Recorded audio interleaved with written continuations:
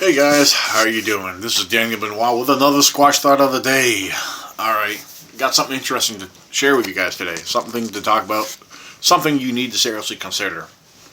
Alright, we talked about tree breaks and what's responsible for a lot of tree breaks and tree damage in the past. Number one, we've always talked about bears, how they like to play and bend and snap trees, bend trees, etc., etc. There's other animals that were known for doing such things, because we know bears climb trees, they push on trees, they uproot trees. We know deer, they can get up on their hind legs and grab the branches to eat what they're, reach for what they're grabbing for.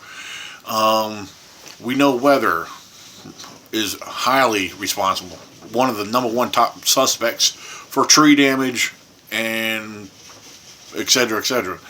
Because right now here in the state of Virginia, we're experiencing some strong, nasty winds. I've already seen a lot of tree breaks and damage. The national forests all around here are full of fresh breaks and snaps, twists, everything, just from the weather alone. Alright, so you got to consider this. You got to think about what I'm saying here. Now, there's other animals that we need to consider. Some of you may not believe this. Maybe some of you do know this. Some of you have actually observed this. Besides squirrels and bears and possums, foxes. Foxes are known to climb trees. Yep, some of you guys may not realize this, but foxes are known to climb trees. And the reason I'm sharing this with you, because I want to continue on, because when I share information, I don't always think about what I want to share at the particular moment. So I'm touching base on tree breaks and everything else again. But this is something I really want you to consider. We need to understand what's responsible for what we're finding. So in order for us to be logical and scientific, to rule out the obvious, okay? I don't really see a fox really breaking anything. It's not saying it's not possible. But let's think about something that's a little bit heavier. Something that we would never even consider that will climb a tree. This might blow your mind. You may not believe me, but there's evidence out there. I can assure you that there's evidence out there. Alright. A coyote. That's right, you heard me correctly. A coyote will climb a tree. Because if there's food up there, and if they have the ability to climb that tree, they will do so, one way or another.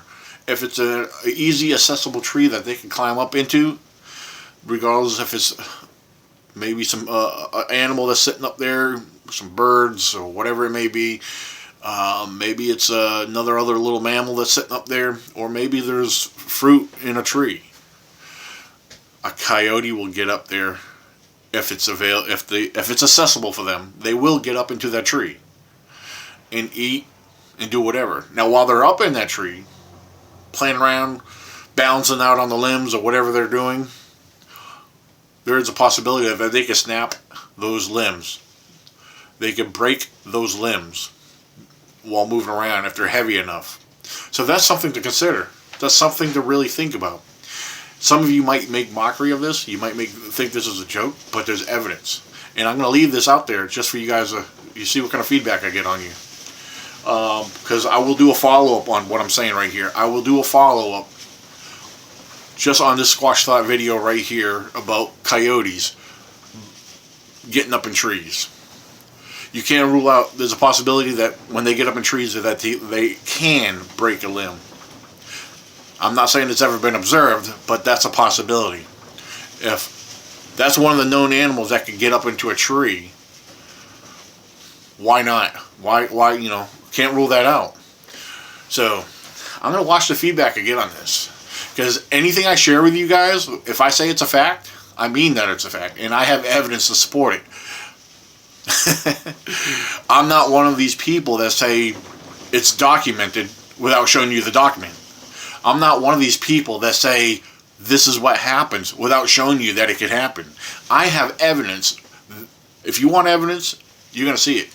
Because a lot of people don't have enough knowledge or common sense to question the information that some of us put out there. Okay? Because I've been questioned. You know what? I've also provided solid evidence, and I've shut people up. Not many people could do that. I am one of the very few, I promise you. If I share a piece of information with you, based on my research and my studies and my observations, I have a way to show you and back up something that I share with you. So meanwhile, I'm going to leave this here. I want you guys to think about that, because we have a number of causes, a number of responsibilities of what could cause a broken tree limb or a snap tree, twisted tree. I've just added to the list.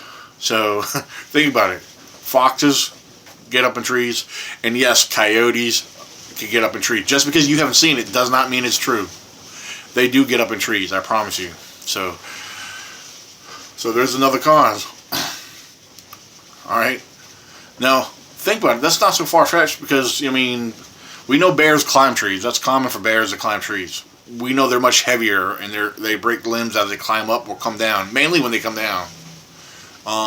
So there's a number of causes out there, ladies and gentlemen. Of course, we can't rule out mankind, because humans, we break trees all the time going in the woods for whatever reason. So there's too many responsible causes and effects that will break and snap and twist trees, and they even bend them. Sasquatch is the last, should be the last conclusion. Think about that. This is today's Squatch Thought of the Day. Keep it squatchy, keep it real, and keep it logical. And watch for the follow-up on this video. I'm going to watch the feedback I get on this.